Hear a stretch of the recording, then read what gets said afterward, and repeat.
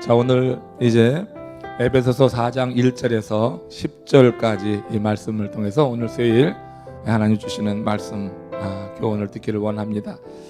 얘기 먼저 드릴게요. 이소우화 얘기. 이 얘기 속에서 오늘 말씀하고 이어져서 중요한 교훈이 있는 것 같아요. 이소우화 중에 한 마리 사자가 사냥꾼이 쳐놓은 그 깊은 함정에 빠졌어요. 그렇게 빠져서 한 사흘을 지내니까 이 사자가 이제 죽을 지경이죠. 배도 고프고 사흘 동안 그 함정에 빠져 있었는데 정말 죽을 지경이 됐을 쯤 돼서 그 곁으로 토끼 한 마리가 지나가는 거예요. 토끼를 지나가는 것을 느끼고 사자가 살려달라고 애원하는 거예요. 근데 이 토끼 입장에서 사자를 살려주려니까 무서워. 그래서 이제 살려주면은 안전을 보장하겠다 이 약속을 받고 이제 이 토끼가 긴 어떤 나뭇가지를 내려가지고 결국 이제 이 사자가 그 나뭇가지를 타고 올라와서 살게 되었어요. 근데 사흘을 굶었잖아요. 사흘을 굶어가지고 이제 그 토끼의 안전을 보장했지만 당장 배가 고프니까 눈앞에 보이는 그 맛있는 음식 앞에서 그만 정신을 잃고 말았어. 그래서 잡아먹으려고 하는데 이게 배은망덕이죠. 그래서 토끼가 이제 실랑이를 벌이는 거죠. 아니 이렇게 살려줬는데 그럴 수가 있냐고. 그때 마침 이소우화에 보면은 지혜자가 하나 있죠. 동물이. 그게 뭐예요? 여우죠. 여우가 지나는 거예요. 그래서 이 전후 사정을 듣고 이 여우가 이제 중재를 하는 겁니다. 그래서 이제 이 사자에게 이야기하는 거예요. 사자님, 이 토끼가 구해주기 전에 어떤 모습이었습니까? 그러니까 이 사자가 자기 그 상황을 설명하기 위해서 그 구덩이로 다시 들어갔어요. 그러고 나니까 여우가 하는 얘기가 이제 그러면은 원래 계셨던 그대로 계십시오 하고 토끼를 데리고 이제 그냥 갔다고 하는 이소우화예요. 자, 이 사자가 자기가 어느 상태에 있었다가 구원받았는지 그걸 잊어버리니까 자기를 구해준 토끼를 이제 어떻게 해요? 해를 가하려고 감사는 하지 못하고 그런 모습을 보였다는 그런 지혜를 주는 이야기인데, 여러분 우리의 신앙의 생활하고 같이 비추어서 생각을 해볼 때 우리가 원래 있었던 그 상태를 잊어버리면 감사가 없는 거예요. 여러분 감사가 없는 것은 가만 보면은 우리가 어떤 상태에 있었다가 하나님의 자녀가 되었는지 이 부분에 대해서 잊고 있다고 하는 하나의 증거라고 보면 돼요. 여러분 오늘 감사한 마음이 있어요? 오늘 예배하는 여러분 마음에 감사가 정말 있습니까? 하루하루 살아가면서 우리들 마음에 감사가 있는가 없는가? 뭐 이것저것 부족한 것만 많이 있지, 내가 죽을 그런 상황 속에서, 아니 완전히 죽었던, 허물과 죄로 죽었던 우리가 주님의 은혜 안에서 그리스도의 보혈로 인해서 구원받았다고 하는 이런 상황을 우리가 잊고 있다고 하면은 그냥 감사가 없는 거예요. 현재 상황에 대해서 불만만 많잖아요. 현재 내가 배고픈 것, 현재 내 이 상황 속에서 우리는 감사가 없이 감사를 잊고 오히려 더 많은 불평 속에 살아가는 인생이 될 수 있겠다. 그래서 가만 보면 이민생활 하면서 우리들 정말 감사를 많이 잊고 있을 때가 있어요. 삶이 빡빡하니까, 사는 자체가 힘드니까, 삶이 미래가 불확실하기도 하고 어느 때는 어떻게 살까 암담하기도 하고 미래에 대해서 갈피를 잡지 못할 때 우리들 마음 가운데 불안한 그것에 빠져가지고 감사를 잃을 때가 있어요. 그러나 근원적으로 우리가 이 에베소서를 배우면서 그런 생각을 하는 거예요. 교회가 구성됐던 거예요. 교회라고 하는 것이 무엇이냐? 허물과 죄로 죽었던 그런 인생들을 하나님께서 사랑하셔서 독생자를 보내셔서 그의 희생을 통하여서 대속의 제물이 되게 하시고 성량하셔서 그래서 구원받은 사람들이 이루어진 것이 바로 이 교회다. 내가 그 교회의 일원이라고 하는 내가 원래 있었던 그 상태, 내가 구원받기 전에 그런 상태에 대해서 우리가 인식한다고 하면은 오늘 이 상황 속에서도 우리는 감사가 나와야 될 줄로 믿습니다. 불만하고 불평하고 현재 있는 이 상황 속에서 남들과 비교하면서 힘들어한 게 아니라 실제로 내가 원래 그렇게 죽었던 사람인데 하나님께서 큰 사랑과 은혜 베푸셔서 내 구원 얻은 하나님의 사람이 되었지 하는 이 한 가지가 우리가 정말 집중적으로 생각이 되고 그것이 인식된다고 하면은 우리는 이런 상황 속에서 어렵고 힘들어도 분명히 감사할 수 있는 하나님의 사람이 되는 줄로 믿습니다.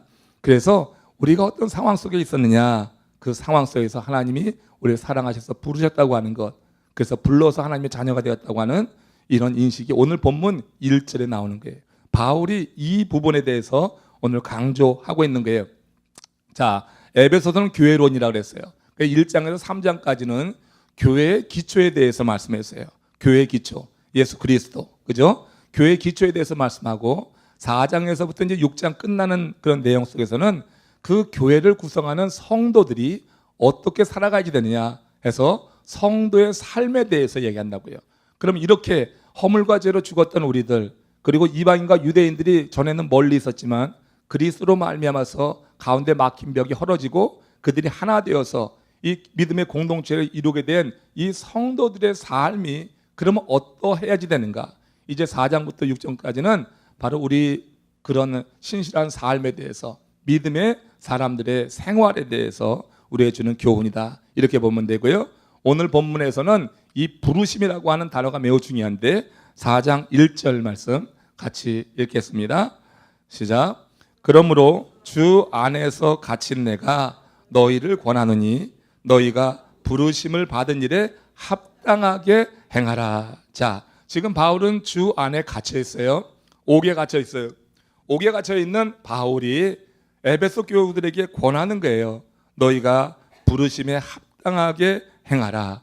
부르심에 합당하게 살라고 하는 것이죠. 우리가 어떤 상황에 있었는데, 허물과 죄로 죽었던 상황에 있었는데 그런 상황에서 하나님이 우리를 불러주셨다고 하는 거예요. 그러니까 우리는 부름받은 사람이다. 그럼 부름받은 사람으로서 어떻게 사는 것이 합당한 일이냐, 이것을 이제 바울이 우리에게 권면하는 거예요. 우리는 하나님으로부터 부름받은 교회의 일원이에요. 하나님이 불러서 교회를 이룬 거죠. 교회는 건물이 아니라 믿는 사람들의 공동체라 그랬어요. 그러니까 우리가 교회의 일원이 되었어요. 교회는 뜻맞는 몇 사람이 모여서 사람들의 의견을 모아서 경영하는 세상의 단체가 아니에요. 그렇죠? 그런데 여러분, 잘못된 교회 보면은 뜻맞는 사람 몇 사람이 모여서 그야말로 코드가 맞는 거예요. 그런 사람들이 모여서 교회를 좌지우지하고 그렇게 자기 뜻에 맞는 사람들 불러들여서 교회의 세를 늘려가려고, 이건 교회가 아닌 거예요. 교회는 부르심을 받은 사람들의 그런 모임이에요. 신앙의 공동체예요. 그렇죠? 부름받은 자에게는 부름에 합당한 삶이 있겠다 하는 것입니다. 오늘날 교회가 비판을 많이 받는 그런 이유 가운데 하나가 뭐냐면 바로 교회를 사람이 세우고 사람이 경영하는 세상의 단체처럼 운영하려고 할 때 거기서는 반드시 어떻게 소음이 나게 돼 있어요. 거기서 혼돈이 없는 게 이상한 것이죠. 그런 곳에서는 목소리 큰 놈이 이긴다고 하는 말이 맞아. 정말로 사람이 만들어서 사람이 운영하는 경영하는 세상 단체 같은 교회에서는 목소리 큰 사람, 그리고 세상적으로 배경 있는 사람, 그렇죠? 세상적으로 배경 있고 힘 있고 이런 사람들이 거기서는 주도하게 돼 있죠. 스스로가 주인이 되어서 교회를 이루고 교회를 택하고 할 때 혼돈이 생기고 문제가 생길 수밖에 없다. 여러분 기억하십시오.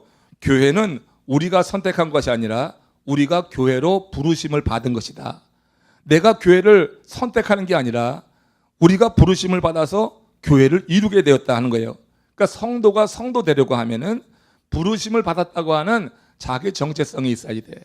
우리는 하나님께 부름받은 하나님의 사람이다. 이것이 여러분들의 고백이 되기를 바랍니다. 그러니까 부름받았다고 하는 이 고백이 없으면은 성도의 삶을 제대로 살 수가 없어요. 그에 합당한 삶을 살지 못하고 내 기분대로 살아가는 거야. 내 기분대로 교회를 이렇게 이끌어 가려고 하는 거예요. 그러나 불러주신 이가 있고 나는 부름받은 자라고 할 때 여기에서는 부름받은 자의 불러주신 이의 뜻을 헤아리게 되어 있는 거예요.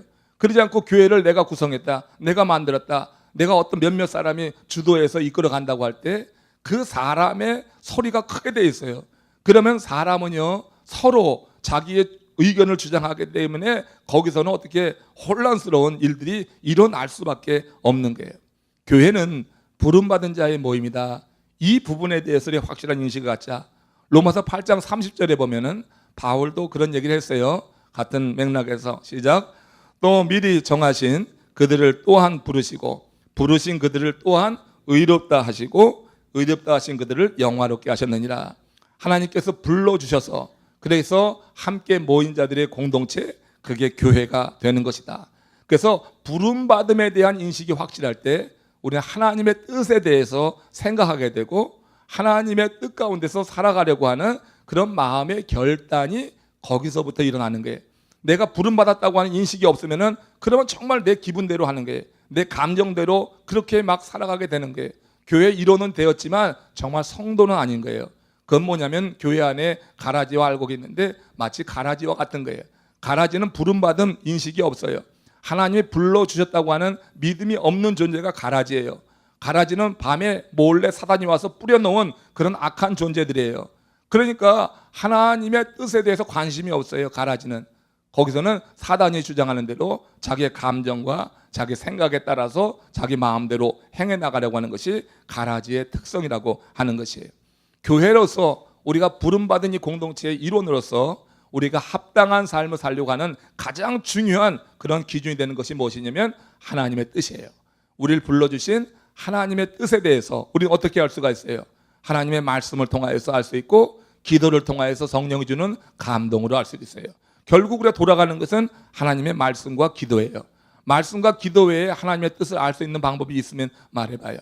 그러니까 결국 하나님의 뜻을 알기 위해서 부름받음에 대한 확실한 인식을 갖고 있는 성도는 하나님의 말씀을 묵상할 수밖에 없고 하나님께 나가서 기도하는 그 기도의 삶을 통해서 하나님의 뜻을 분별하여 알면서 거기에 합당한 삶을 살게 된다고 하는 거예요.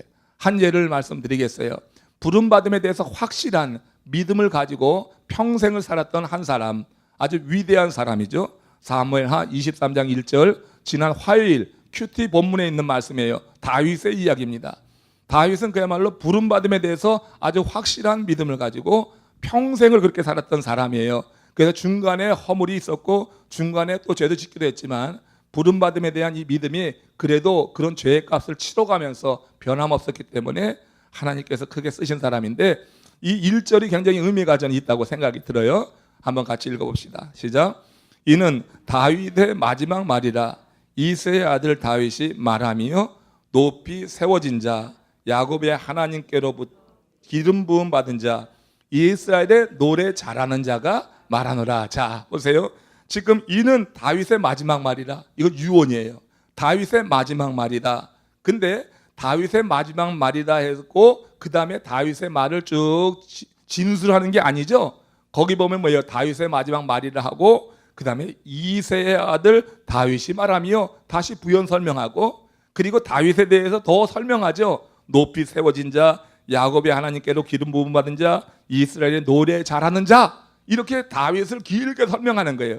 이건 사실 다 빼놔도 괜찮잖아요. 그죠?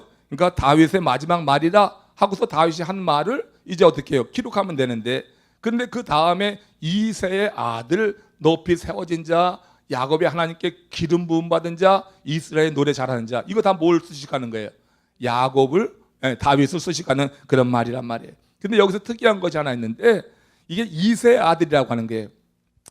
여러분 구약 성경에서 다윗이 스스로 가리키든지 아니면 다윗을 가리켜 얘기할 때 이새의 아들이라고 하는 것은 정말 평범한 사람이에요. 이새의 아들이라고 하는 것은 정말 낮고 천한 일반 그런 평이한 가정의 한 사람이 어떻게 고귀한 존재가 되어서 높은 자리를 차지하게 되었다고 하는 것을 강조할 때 그러니까 다윗이 자기가 왕인데 지금 왕으로 있는데 이 왕 위에 올라 있는 이 상태가 내가 원래는 이새의 아들로서 그렇게 낮고 천한 일반 평민 가정의 한 사람이었지만 하나님이 나를 택하셔서 부르셔서 내가 이 자리에 올랐다고 하는 것을 강조할 때 이새의 아들이라고 하는 말을 썼단 말이에요.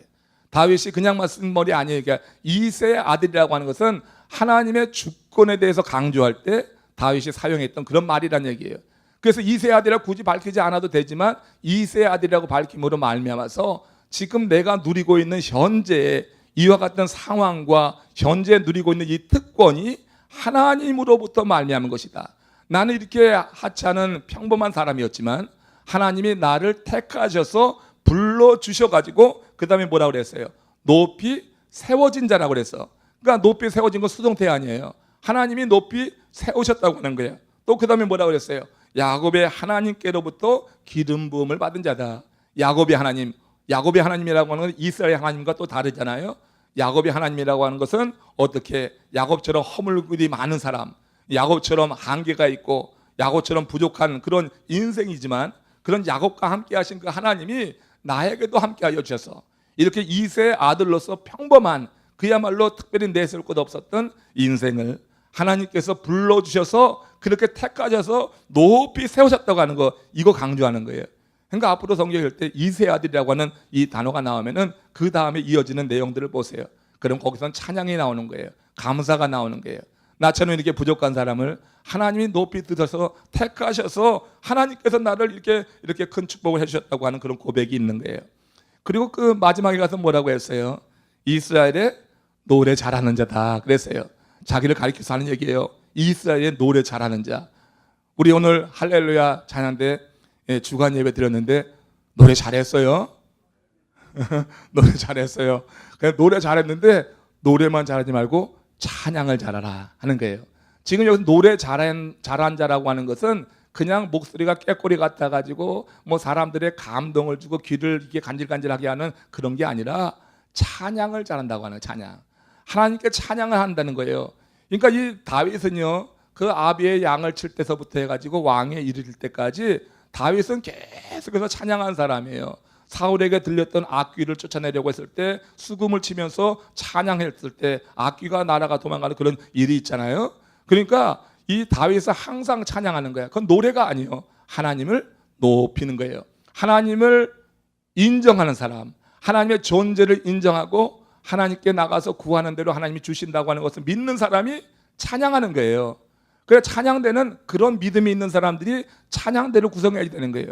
그러니까 찬양대가 이런 믿음이 없이 찬양하면은 노래만 잘하는 것이지 실제 어떤 감동을 주는 그런 찬양이 흘러나오는 것이라고 볼 수 없어요.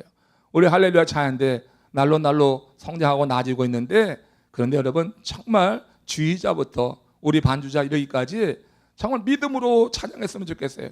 조금 이탈나도 괜찮아요. 그러면은 그건 느껴지는 거예요. 느껴지는 게 너무 완벽하게 하려고 인간적인 방법을 쓰다가 오히려 우리가 여러분 그 가운데서 큰 은혜를 받지 못하고 스트레스만 받게 되는 경우가 있어요. 여러분 찬양은 하나님이 받으실 만한 것이 되지 사람에게 들려주려고 그렇게 많은 기교를 필요로 하는 게 아니에요.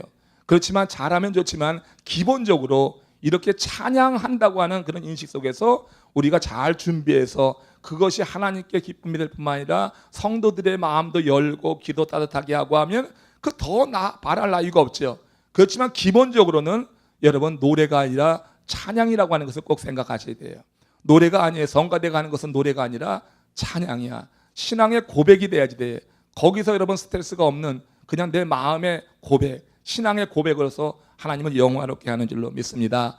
그러니까 지금 이 23장 1절에서 다윗을 설명하게 될 때 이렇게 아주 그냥 여러 가지로 설명했는데 궁극적으로 다윗이 이 고백 속에서 밝히고 있는 것은 뭐냐면 내가 나된 것은 하나님이 이루신 일입니다. 이거예요. 나를 부르셔서 나를 택하시고 나를 이렇게 높여주신 것이 하나님입니다. 내가 지금 왕 위에 올라서 굉장한 권세를 누리고 있지만 이 모든 권세가 하나님으로부터 왔습니다 하는 것이 지금 다윗의 고백이에요. 지금 이 다윗은 거의 지금 죽을 때가 다 된 거예요. 이 죽을 때가 다 돼서 굉장한 그런 영화를 누리고 나라의 지경이 넓어지고 다윗 때의 그런 그 세력이 아주 그냥 전무후무한 그런 세력을 이루고 있을 때예요. 사람이 높을 때 겸손해지는 것은 굉장히 쉽지 않아요.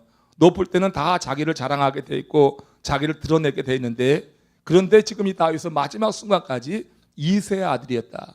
나는 2세 아들, 그야말로 내놓을 것 없는 그런 아들, 그야말로 2세 아들 가운데서도 8번째 아들, 아버지 주자 부끄러워해서 그렇게 한 대로 내놓았던 아들, 나는 그런 존재다.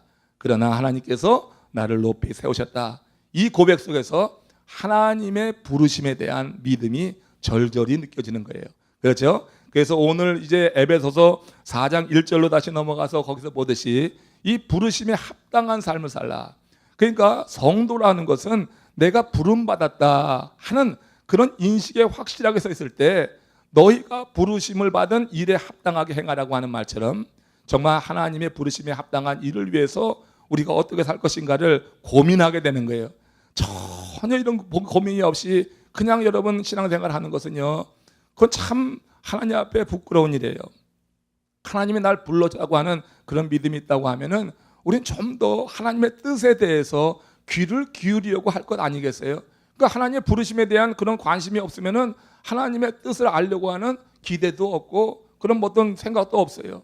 그럼 하나님의 뜻을 어떻게 하냐고요? 결국 하나님의 말씀을 통하여 알 수밖에 없는 거예요.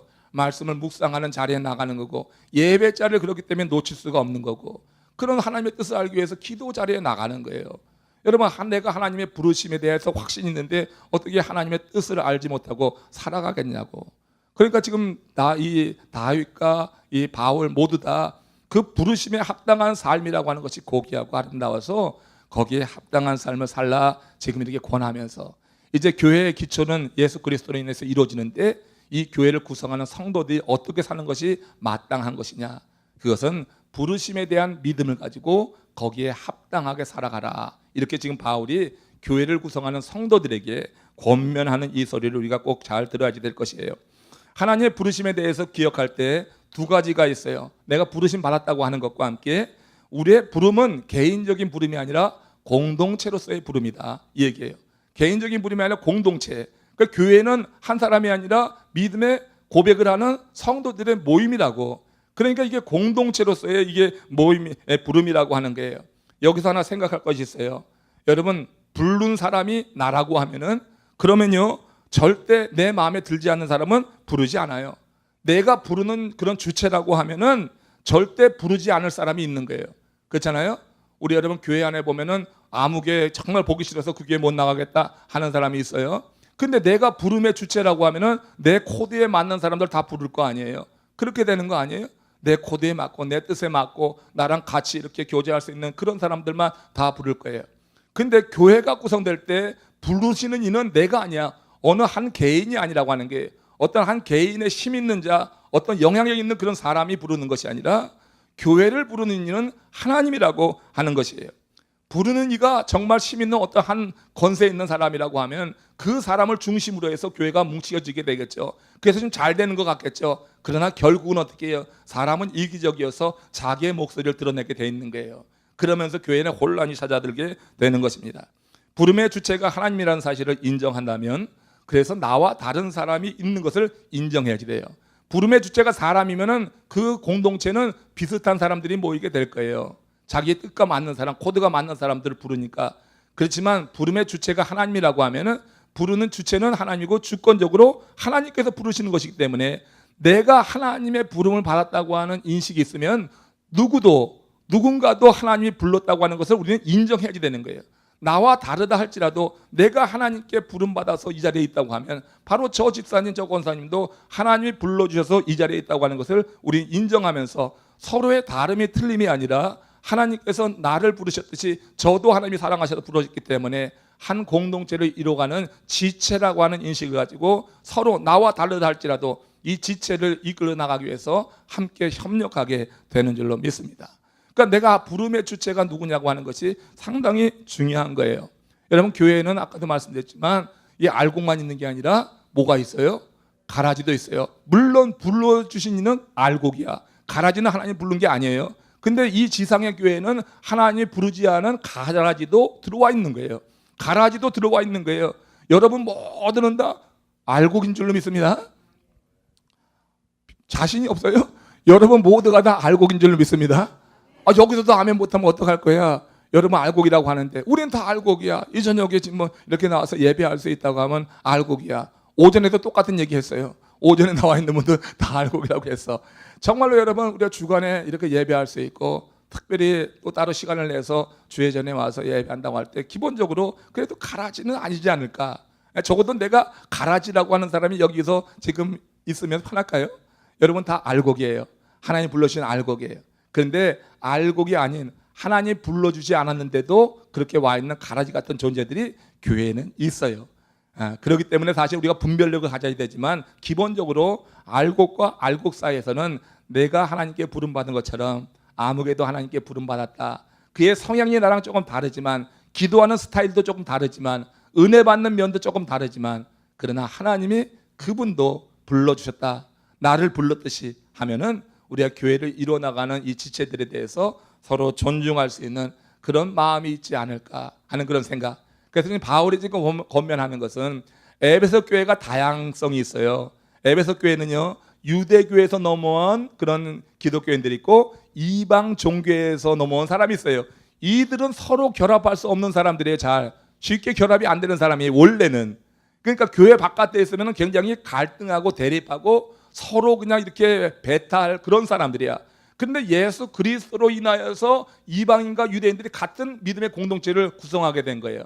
그러니까 여러분 사실 그들이 살아온 배경을 보면은 굉장히 대립하고 갈등할 요소가 많이 있는 그런 사람인들한 걸 알아야지 돼요. 그럼에도 불구하고 그 초대교회가 그렇게 어떻게 믿음 안에서 자라갈 수 있었던 것은 그 주류 이 알곡들이 어떤 생각을 하냐? 하나님께 부름받았다고 하는 것. 내가 부름받았듯이 저 이방인 저 아무개도 부름받았다는 이 인식이 있어야지만 교회가 안정되기 때문에 지금 바울이 교회를 구성하는 것 기초는 예수 그리스도인데 이 교회를 쭉 이끌어갈 때 성도들의 삶이 어떠하게 될 것이냐, 어떠할 때 이 교회가 계속 서갈 것이냐 이걸 고민할 때 이처럼 부르심에 합당한 삶을 살라. 불렀다고 하는 것, 하나님이 불러주셨다고 하는 인식을 갖고 살 때 서로에게 이렇게 배타적인 상태에서 이제 하나님이 부르셨는데 내가 뭐라고 시비를 걸 거예요. 내 마음에 들지 않아도 저도 하나님이 불렀다고 하면 나도 불러주신 하나님의 은혜를 내가 깊게 느낀다면 상대를 불러주는 하나님의 그런 주권도 인정하게 될 때 교회가 안정되게 된다고 하는 거예요. 우리 교회가 그렇게 되길 바랍니다. 다양한 배경을 갖고 있지만 그러나 알곡된 여러분들, 적어도 가라지는 오늘 여기 안 나왔어요. 그러니까 알곡된 여러분들은 다 하나님께서 이렇게 불러주셨다, 불러주셨다 이렇게 생각을 하고, 그리고 함께 예배하는 믿음의 공동체에 열심히 나와서 기도하고 말씀 가운데 거하려고 하는 모든 분들이 하나님의 부르신 가운데 있다 하는 것을 우리가 서로 인정하며 나갔으면 좋겠다 하는 것입니다. 여러분 당시에 그 시대적으로 보면은 그 문화상이 어땠냐면은 스승이 있고 제자가 있어요. 그러면 그 당시 일반적인 풍토는 뭐냐면은 제자들이 스승을 찾아 나가는 거예요. 그래서 아주 대단한 그런 학자들, 뭐 랍비, 힐렐이나 뭐 그런 이제 특별한 그런 랍비 같은 사람들의 문화생은 굉장히 많았어요. 그러니까 굉장히 존경하는 그런 랍비니까 학생들이 찾아 나가는 거예요, 제자들이. 그래서 내가 당신의 문화에 들어가기를 원합니다 하고 고개를 조아리면은 그 이제 랍비가 이제 이렇게 판단을 해서 자기 문화에 수화에 이렇게 거두어 들였다고요. 그러니까 그것이 일반적인 하나의 풍토였어요. 그러니까 어떤 제자 그룹이 형성된다고 할 때 어떤 탁월한 스승이 있고 그 밑으로 제자들이 찾아 들어가는 이런 형태가 일반적이었는데 예수님께서도 제자를 그룹을 형성하셨죠. 그런데 예수님께서 제자들을 이렇게 형성해 그룹을 만들어 나가실 때는요, 예수님 앞에 나와서 스스로 제자가 되겠습니다 하는 사람은 예수님께서 대부분 탈락시켰어요. 그죠? 내가 제자가 되겠습니다 하고 나온 사람은 예수님은 탈락시켰어. 근데 그 당시 사회에서 다른 그런 이 랍비들은 제자가 되겠다 하고 나온 사람들 가운데 그냥 이렇게 쓸만한 스펙이 있으면 다 받아들였다고요.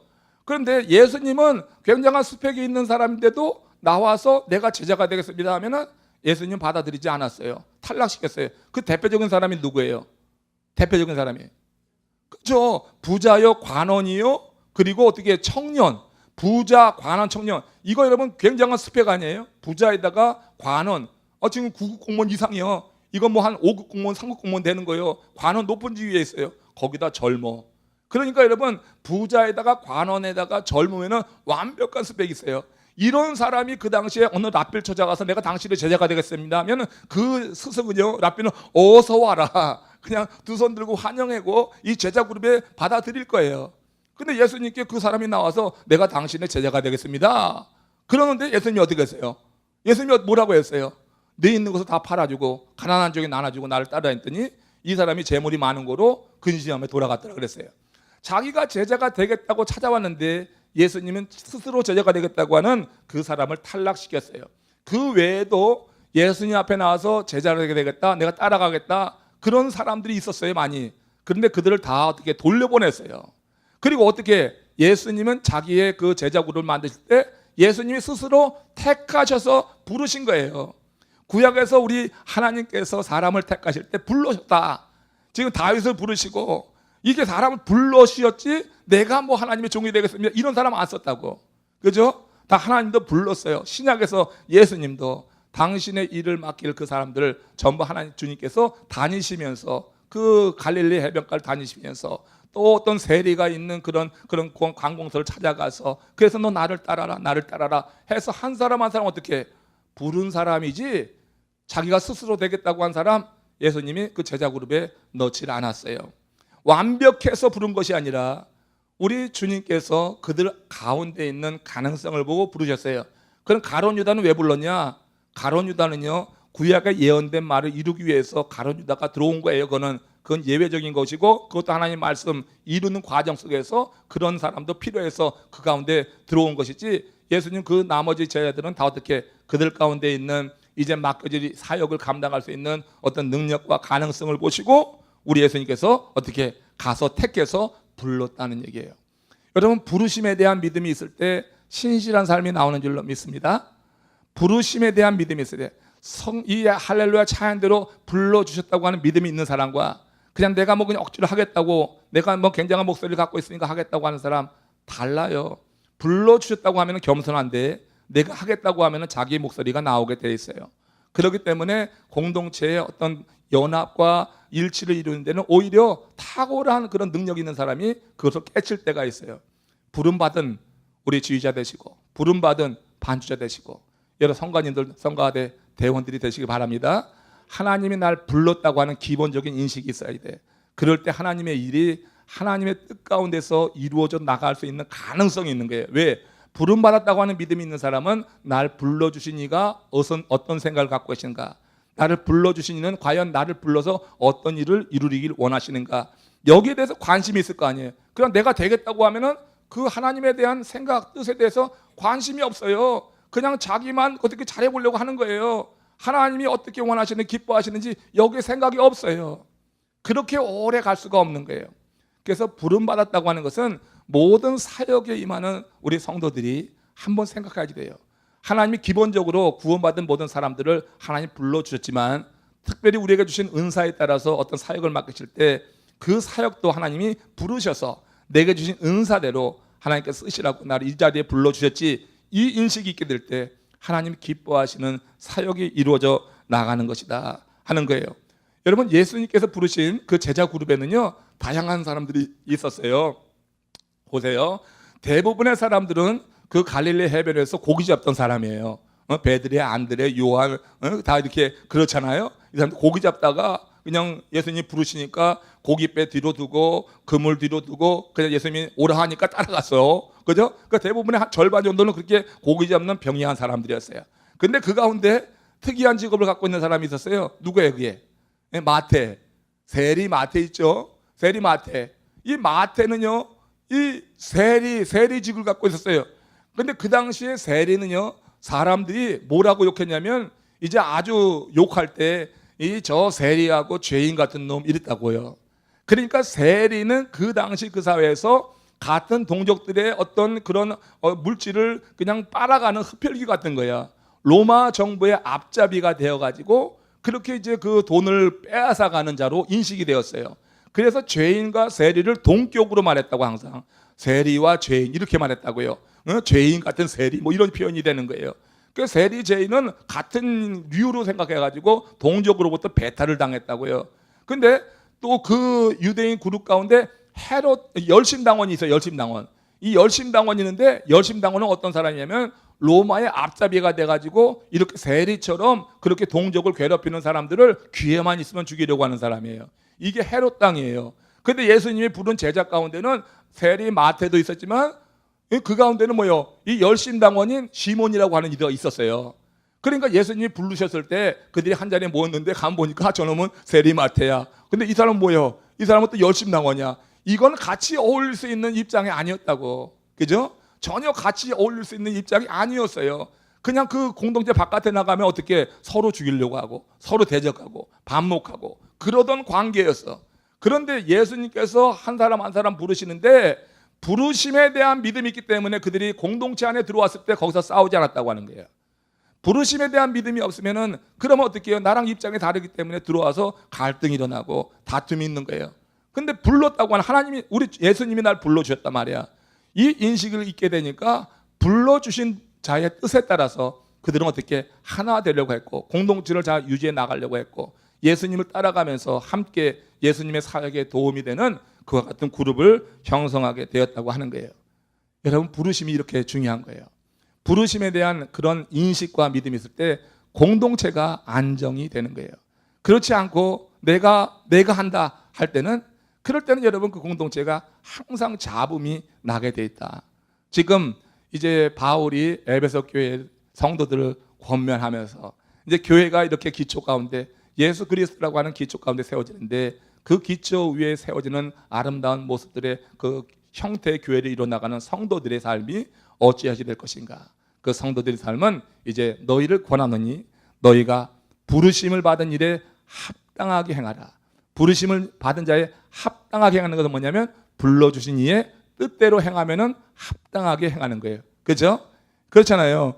지금 여러분 우리 고구에서 문재인 대통령이 뭐 총리 세우고 이제 뭐 각 장관을 세우고 그러는데, 뭐 지금 뭐 총리 세워가지고 책임 총리라고 해가지고 뭐 행정 내치는 다 맡긴다고 했는데요.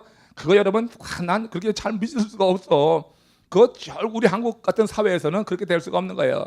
대통령의 뜻을 무시하고 자기가 책임 있게 나간다? 이거 쉽지 않아요.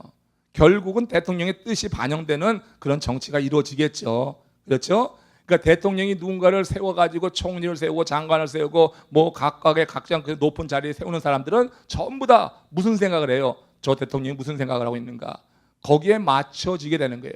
불러주신 사람의 뜻에 맞춰 나가야지 그게 그냥 편안하고 질서가 잡히니까 그렇게 나가는 거예요. 영적으로 같은 거예요. 우리를 불러주신 이에 대해서 우리가 인식을 하고 있다고 하면, 날 불러주신 이가 어떤 생각을 갖고 있는가, 하나님께서 이 공동체를 어떻게 이끌어갈 것인가, 이걸 생각하지 내 기분에 맞게 내 그냥 입맛에 맞게 그렇게 만들어가는 것은, 이거는 처음에 되는 것 같아도 지속되기가 어렵고 힘들어요. 거기에서 왜? 같은 그 공동체에 있는 이들도 사람의 말을 듣는 거는 한두 번이지, 결국은 하나님이 말씀하셨다고 하는 인식을 갖게 될 때 공동체는 어떻게 해요? 안정되게 되는 거예요. 사람의 말을 듣는다고 하면 내 의견도 있어. 늘 누구의 의견에 따라가려고 하지 않아요. 그래서 하나님께서 부르셨다, 하나님께서 이런 공동체를 이루게 하셨다, 이 부름에 대한 인식을 가지고 그 부름에 합당하게 행해 나갈 수 있기를 바랍니다. 1장에서 3장의 내용 보면은 이제 그런 내용이었어요. 이방인과 유대인이 그리스도 안에서 한 몸을 이루었다. 유대인들도 이방인들도 한 공동체를 이루기에는 참 어려운 사람이었지만, 그러나 불러주신 이의 뜻에 따라서 그들은 초대교회를 이루었고, 그 에베소 교회도 바로 이런 사람들이 구성이 되어 있는데 그들에게 지금 명령하는 거예요. 부르심에 합당하게 행하라, 이렇게 말씀하면서 구체적으로 바울은 성도들이 하나 되기 위해서, 이제 부르심에 하나 되기 위해서 어떻게 해야 될 것인가 4장 2, 3절에서 말씀해요. 여기까지 하면 되겠네요. 이 부르심만 중요한 거예요, 오늘 내용 가운데. 그래서 오래 했지만 아무튼 시간 안에 우리 같이 이게 마무리를 해보겠어요.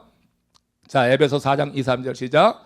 모든 겸손과 온유로 하고 오래 참음으로 사랑 가운데서 서로 용납하고 평안에 매는 줄로 성령이 하나 되게 하신 것을 힘써 지키라. 그러니까 부르심에 합당한 삶이라고 하는 것을 2, 3절에서 지금 설명하거든요. 그럼 지금 2, 3절에서 핵심 단어가 뭐 같아요? 부르심에 합당한 삶은 이거다 할 때 정의를 한다고 하면 2, 3절에서 뭘 찾았겠어요? 부르심에 합당한 삶은 어떤 삶? 힘써 지켜요? 뭘 힘써 지켜? 그죠? 하나됨이었고, 하나됨. 그러니까 부르심에 합당한 삶은 하나 되는 거예요. 성령 안에 하나 되는 것. 이게 부르심에 합당한 삶이라고 하는 거예요. 지금 바울이 염려하는 것은 초대교회를 구성하고 있는 그 성도들의 그런 배경이에요. 유대적 배경, 이방적 배경, 교회 안에 들어와 있는 사람들이 다양해. 예? 그러니까 여기서는 어떻게 갈등 일어날 수 있어요, 얼마든지. 그러니까 이 공동체를 바로 세우기 위해서 부르심에 합당하게 살라고 했을 때 가장 강조하는 게 뭐냐면 하나 되라고 하는 거예요. 불러주신 이가 한 분 성령이기 때문에, 불러주신 이가 한 분 하나님이기 때문에 부름받은 여러분들은 하나 되어야 됩니다. 성령이 하나 되게 하신 그것을 힘써 지키라. 그래서 성령이 하나 되게 하신 그것을 힘써 지키기 위해서 어떻게 하라고 하는 거예요? 앞에 5가지 신앙적인 덕목이 나오는 거예요. 여기서 모든 겸손과 온유로 하고 오래 참음으로 사랑 가운데서 서로 용납하라. 그리고 평안에 매는 줄로 매라는 얘기죠. 그래서 여기서 5가지 뭐예요? 겸손, 온유, 오래 참음, 용납, 화평이라고 하는 거예요. 그러니까 이 하나 되기 위해서 이 아름다운 덕목들이 나타나면 되는 거죠. 그러니까 하나 된다고 하는 이 목적을 위해서 그들이 부르심에 합당하게 살기 위해서 이제 겸손을 힘쓰고 온유한 삶, 오래 참는 거, 또 용납하는 거, 평안한 거. 가만히 보니까 하나 되기 위해서 다 필요한 거죠. 그렇잖아요. 겸손하지 않고 교만한 사람이 어떻게 하나 되겠어요? 겸손으로부터 시작해서 온유한 마음, 또 오래 참아야지. 참지 못하고 그냥 이게 막 일어나게 될 때는 하나 되는 게 어렵잖아요, 그죠? 예? 예. 그리고 또 뭐예요? 여기다 용납하는 거. 나랑 틀려도 용납하는 거. 용납하지 않고 배타하면은 하나 되기가 어렵잖아요. 그럴 때 어떻게 평안에 매는 줄로 엮어지는 그런 공동체가 될 것이다. 그래서 겸손으로부터 시작해가지고 화평까지 이거 쭉 이어지는 거예요. 이게 이어지는 거야. 겸손이라고 하는 건 내적으로 일어나는 어떤 태도예요. 내적으로 일어나는 어떤 그런 심령적인 태도야. 그 화평이라고 하는 것이 이제 결과적인 건데 외적으로 나타나는 현상이에요.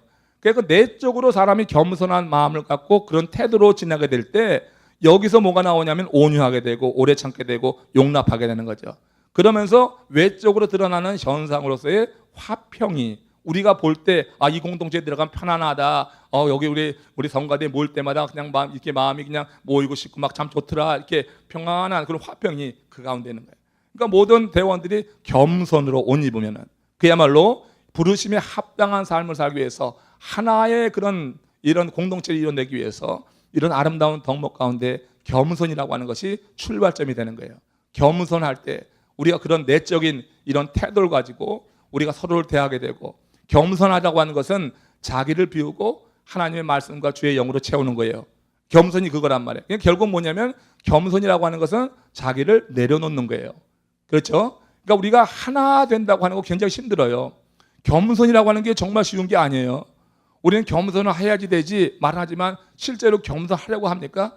겸손하려고 할 때 얼마나 많은 도전이 있는지 몰라요. 사단이 도전을 해요. 너 그렇게 겸손하면 너 그냥 무시당하는 거야. 그렇게 되잖아요. 무시당한다고 우리를 자꾸 충동하고 그래가지고 한번 버럭하기도 하고 뭐 겸손하면은 하나 되는데 그러니까 사단은 겸손하지 못하게 하는 거 사람들로 인해서 우리를 자극하면서 겸손하지 못하게 하면은 하나 되게 안 되니까 자꾸 겸손을 방해하는 거예요. 근데 겸손하지 않고서는 하나 될 수가 없는 거야. 그러면 겸손하기 위해서 우리가 어떻게 해야지 되겠어요? 바울이 권면하는 것은 뭐냐면 겸손하기 위해서 하나님 앞에 나가는 거예요. 겸손하기 위해서 하나님 앞에 나가서 바울도 너무나 겸손하는 게 힘들었어요. 바울 같은 대사도도 겸손하는 게 참 힘들어서 바울의 서신 가운데 무슨 고백을 하냐면은 나는 날마다 뭐 하노라? 나는 날마다 뭐 한다? 죽노라 그랬어요. 나는 날마다 죽노라. 이게 어느 때 가능하냐면 예배하는 데 가능한 거예요.